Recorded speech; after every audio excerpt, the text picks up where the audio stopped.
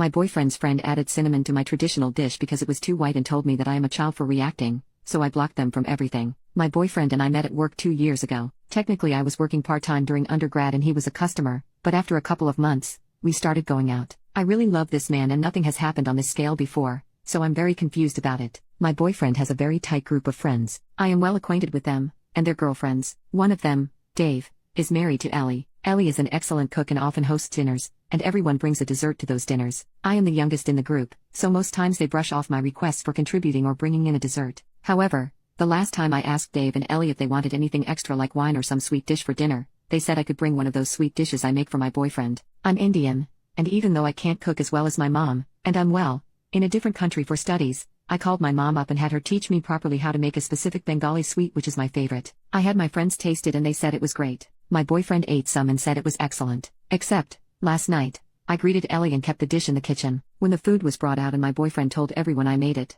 I saw that someone had added cinnamon powder to the sweet. You never have the sweet with cinnamon powder. The dessert tasted like cinnamon and I felt horrible. Though everyone said thank you and it was good, I think my face gave it away, and my boyfriend took me aside and said that Ellie had told him that my sweet looked too white and thought some cinnamon might bring some color into it. I don't know. I just felt awful and I started to tear up. My boyfriend then defended Ellie and said that his friends already think I'm a child and not make a big deal of this and we will talk about it. I told him Ellie asked him first, couldn't he have told her not to add cinnamon to the sweet? He told me he didn't think it was a big deal and asked me to drop the topic on the way home. I didn't text him good night and this morning he said he was sorry and said my crying made him feel like an awful person. Update: Ellie saw this post. My boyfriend texted me to see if it was me. I said yes. He said we needed to talk. He said he needed space from the relationship. I think with the way this post blew up and what happened because of a post, I should clear up some things. I never asked if I should leave my boyfriend for this. I asked if this was an overreaction, my crying, but having thousands of people tell me this was racially charged, Ellie wanted power, my boyfriend is shitty, etc., my brain went haywire. Boyfriend called yesterday and when I got there,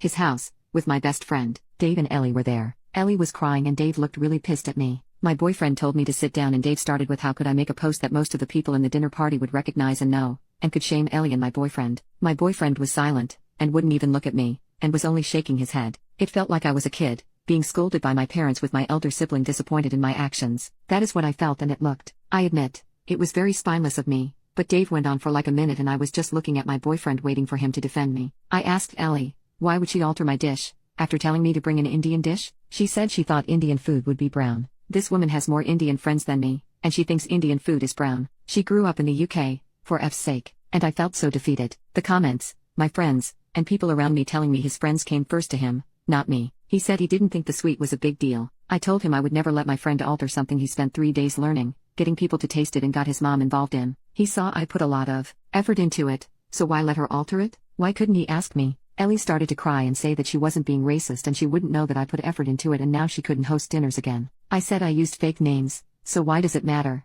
Unless she and Dave went around telling people? Boyfriend told me he didn't expect this from me. My best friend piped up that he expected that my boyfriend would have a effing spine, so I guess they were both disappointed. My boyfriend told me, in front of Dave and Ellie, that he needs some space. I told him to get lost. I don't know what my best friend said to him after that, considering I left my boyfriend's flat. I kind of tripped in the metro station. So now I'm crying on my best friend's couch with an ice pack while his boyfriend keeps giving me peach schnapps and my relationship has toppled over. I wouldn't have stormed out, had he looked at me once. He just looked 100% on Dave and Ellie's side, and acted like I was the one with the problem when she caused me hurt. If his friends come first when they cause me hurt, where would I have been, if I decided to marry this man? My friends are good to me and are acting like I'm some fragile glass. I even heard my best friend and his brother whispering loudly from the kitchen and his elder brother wanting to threaten him via Insta DMs. I hate that this has come to this, considering I have always been the mom friend to my friend group. One of my ex's friends, from the dinner party, asked me if I really left my ex over a dessert, so I guess that's what he told people. It hurts. I know it shouldn't, but it hurts. I think it is partially my fault.